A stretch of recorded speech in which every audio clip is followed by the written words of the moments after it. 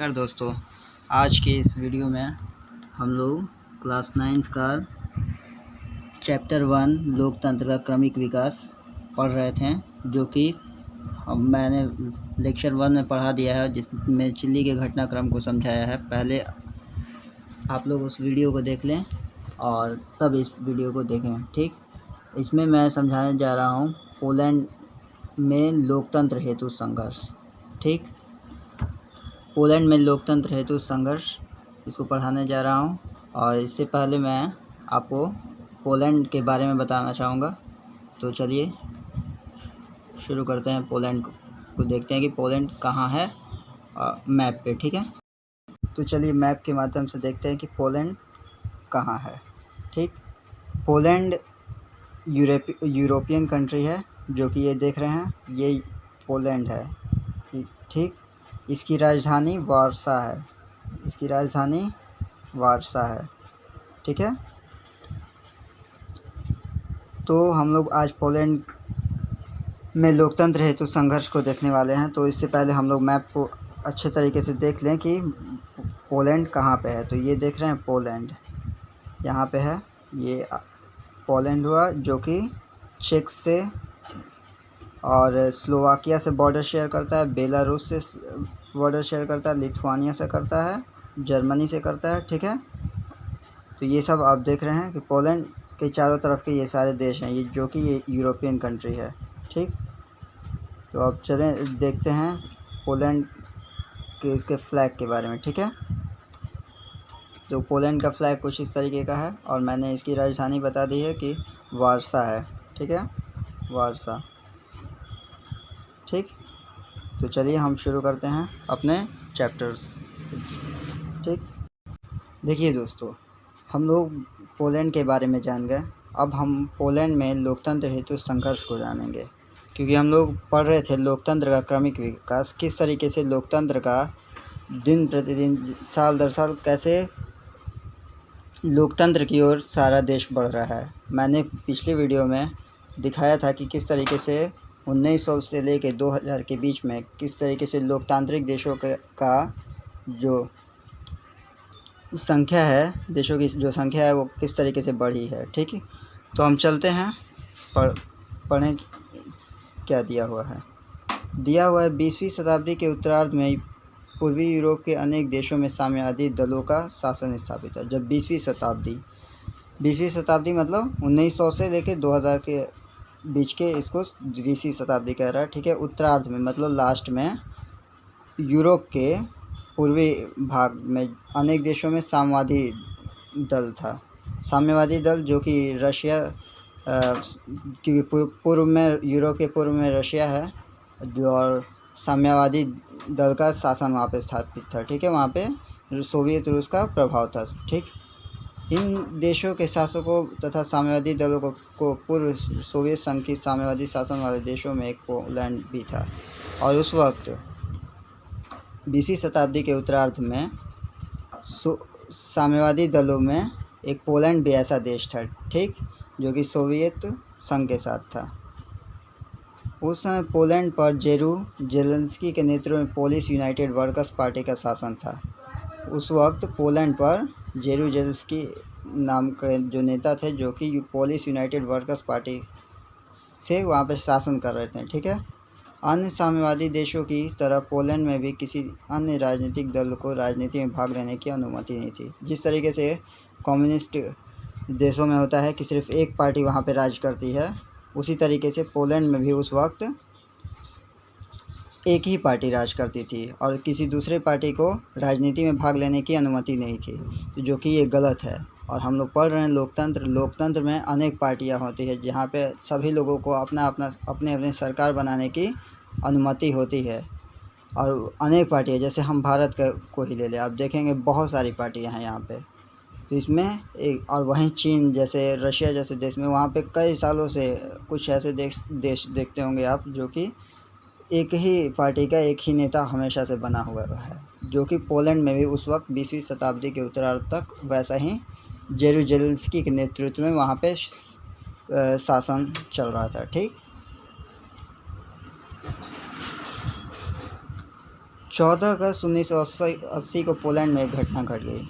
अब देखिए, हम लोग चूँकि पढ़ रहे हैं कि पोलैंड में लोकतंत्र हेतु संघर्ष कैसे हुआ, तो उसका कारण क्या था कि एक घटना घटी गडास्क शहर में, ठीक है। लेनिन जहाज कारखाने में मजदूरों ने हड़ताल की थी और हड़ताल करने का कारण था कि क्रेन चालक महिला थी जिसको गलत ढंग से नौकरी से निकाला गया। मजदूरों की मांग थी कि इस महिला को काम पर वापस लिया गया। अन्य साम्यवादी शासन वाले देशों की तरह पोलैंड में भी साम्यवादी दल के मजदूर संगठनों के अतिरिक्त किसी दूसरे मजदूर संघ को हड़ताल करने की अनुमति नहीं थी, अतएव हड़ताल को गैर कानूनी घोषित कर दिया गया। परंतु मजदूर बिना किसी परवाह किए हड़ताल पर डटे रहें। इसी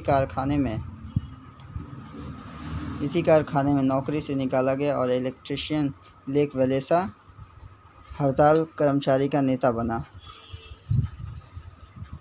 तो बोल रहा है 14 अगस्त 1980 को पोलैंड में घटनाएं घटी और गडास्क शहर में लेनिन जहाज कारखाना था। वहाँ के मजदूरों को हड़ताल करने का कारण ये था कि एक महिला थी जिसको गलत ढंग से नौकरी निकाल दिया गया, या फिर उसको कारण नहीं बताया गया होगा कि किस वजह से निकाला जा रहा है, मतलब उसके कारण को बिना बताए गलत तरीके से उसको निकाल दिया गया नौकरी से। और मजदूरों की मांग थी कि उसको जल्दी से रखा गया। लेकिन साम्यवादी शासन वाले देशों में क्या होता है कि वहाँ पे संगठन बनाने का इस सब चीज़ का अनुमति नहीं रहता है। सिर्फ वहाँ पे जो सरकार एक चाहेगा और जिसको रूल करना है वो करेगा, ठीक। तो उस वक्त हड़ताल कर्मचारी में एक लेक वेलेसा नाम के एक इलेक्ट्रीशियन रहते हैं जो कि इसका नेतृत्व करते हैं, नेता बन जाते हैं। और धीरे धीरे जब नेता मिल गया, एक पावरफुल लीडर मिला, तो ये हड़ताल पूरे शहर में फैल गया और करते करते बहुत तेज़ी से आगे बढ़ रहा था। हड़ताली मजदूरों का सरकार के समक्ष मांग रखी गई थी। तो वो जब कर भी रहे थे, जो हड़ताल किए थे, तो उनकी कुछ मांग थी। पहली मांग थी कि देश में स्वतंत्र मजदूर संघ को मान्यता मिले, क्योंकि कम्युनिस्ट सरकार में या साम्यवादी सरकार में किसी तरीके के मजदूर संघ को मान्यता नहीं गैर कानूनी घोषित किया जाता है, उसमें कोई संघ नहीं बनाया जाता है। तो वो ये उनका हड़ताल पे जो मजदूर थे उनका कहना था कि पहला ये मांग था कि पहले तो मजदूर संघ को मान्यता मिले, और दूसरा जितना भी राजनीतिक बंदियों को रिहा गया, जितना भी राजनीतिक नेता लोग हैं उनको जो बंदी बनाया गया उन लोग को रिहा कर दिया गया, ठीक, रिहा कर दिया जाए। और प्रेस पर लगी सेंसर, प्रेस पे जो पाबंदी लगी थी उसको हटाई जाए, ताकि लोगों को विचार को उसमें उतारा जा सके, लिखा जा सके प्रेस पे, ठीक। चलिए हम आगे बढ़ते हैं। इस तरह आंदोलन की लोकप्रियता के समक्ष सरकार को झुकना पड़ा और आंदोलन इतना बढ़ते जा रहा था, तो इतना लोकप्रिय हो गया था कि मतलब लोग ज़्यादा से ज़्यादा इसको सपोर्ट कर रहे थे, तो इससे सरकार को ही झुकना पड़ा। लेक वेलेसा के नेतृत्व में मजदूरों ने सरकार के साथ 21 सूत्री समझौता किया। यह समझौता गडास्क संधि कहलाई, क्योंकि ये गडास्क शहर से ही स्टार्ट हुआ था ये हड़ताल। उस औरत को गलत तरीके से निकाला गया था, तो इसीलिए इसका नाम रखा गया गडास्क संधि, ठीक है, जो कि 21 सूत्री समझौता सरकार के सामने रखा गया। लेक वेलेसा जो कि इलेक्ट्रीशियन थे उनके नेतृत्व में। इस गडास्क संधि के बाद एक नया मजदूर संगठन बना जिसकी लोकप्रियता पूरे पोलैंड में बढ़ गई। इस मजदूर संगठन का नाम था सोलिडरनोस्क अर्थात सॉलिडरिटी। गडास्क ये संधि हुई जैसे ही, तो एक नया मजदूर का संगठन पूरे पोलैंड में छा गया, उसकी लोकप्रियता बढ़ गई।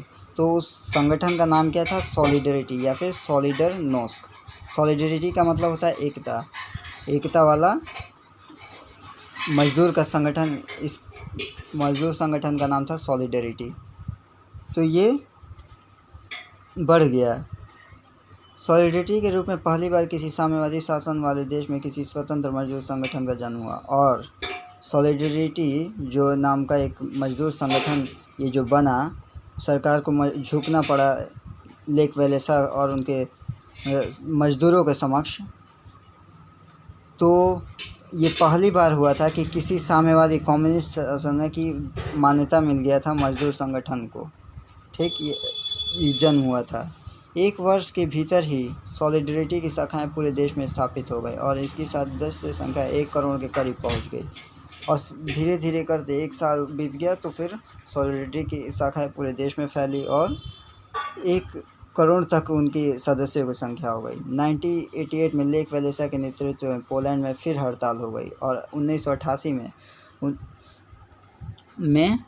14 अगस्त 1980 से तो ये घटना शुरू हुई थी और फिर से 1988 में लेक वैलेसा के नेतृत्व में पोलैंड में फिर हड़ताल किया गया, क्योंकि हड़ताल किया गया। इस समय पोलैंड की अर्थव्यवस्था में तेज़ी से गिरावट होने लगी। जब हड़ताल किया गया, काम नहीं किया जाएगा तो फिर क्या होगा, वहाँ की आर्थिक स्थिति में गिरावट आएगी। सोवियत संघ से सरकार को मदद की कोई भरोसा नहीं थी और उस वक्त 1988 तक सोवियत संघ का भी स्थिति नहीं ठीक चल रहा था, तो फिर सरकार को भी ऐसा नहीं लगा कि सोवियत संघ से। और आप क्लास 10th में जाएंगे तो फिर आपको पढ़ना पड़ेगा, शीत युद्ध के बारे में आप जानेंगे। तो 1945 से लेकर 1991 तक चला था और 1988 के आसपास सोवियत संघ का मतलब विघटन होने जैसा, मतलब उसका ढांचा तैयार हो गया था कि वो विघटन, और उससे भी कोई सोवियत संघ की भी उस वक्त स्थिति ख़राब हो गई थी। इस वजह से सरकार को भी उससे कोई मदद का भरोसा नहीं लग रहा था कि वो मदद कर पाएगा, क्योंकि पोलैंड की अर्थव्यवस्था तो चरमरा गई थी, सब हड़ताल पर थे लेक वैलेसा के नेतृत्व में। तो इस वजह से सरकार को भी नहीं लगा कि उससे मदद मांगेंगे, बल्कि इसलिए उस पर भरोसा कर रही थी पोलैंड की सरकार, क्योंकि पहले जो वहाँ की सरकार क्या थी, साम्यवादी सरकार थी और जो कि सोवियत संघ से प्रेरित थी। इस वजह से वो लोग उसकी तरफ झुके हुए थे। लेकिन अब सरकार को भी नहीं लग रहा था कि वहाँ पे किसी तरीके का मतलब सोवियत संघ से उसको मदद मिल पाएगा। पोलैंड की साम्यवादी सरकार के कुप्रबंध और भ्रष्टाचार के किस्से सामने आने से जनरल जेरुजेल्स्की के नेतृत्व वाली सरकार के समक्ष संकट बढ़ गई। और ये जो पोलैंड की जो साम्यवादी सरकार उस वक्त थी, जो इन सारे चीज़ों का सामना कर रही थी, उन सब के भ्रष्टाचार के किस्से सामने आने लगे। और इससे क्या हुआ, जब भ्रष्टाचार के सामने आने लगे तो उस वक्त नेता जो थे, जो शासन कर रहे थे, जेरुजेल्स्की, उनकी जो नेतृत्व वाली सरकार थी वो उन पर संकट गहराने लगा। ठीक, हज़ारों की संख्या में सॉलिडरिटी के सदस्यों को जेल में डाल दिया गया और संगठन बनाने, विरोध और अभिव्यक्ति की स्वतंत्रता फिर से छीन ली गई।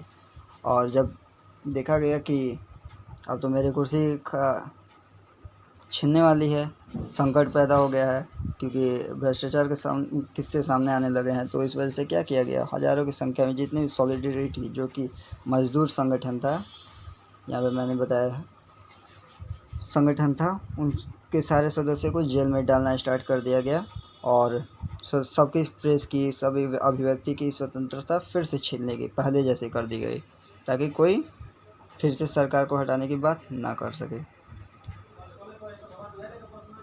लेक वैलेसा के नेतृत्व में आंदोलन पूरे देश में फैल गया और लेक वैलेसा जो कि इलेक्ट्रीशियन थे, वो सॉलिडरिटी पार्टी का नेतृत्व कर रहे थे, उनके नेतृत्व में जो आंदोलन था पूरे देश में फैल गया।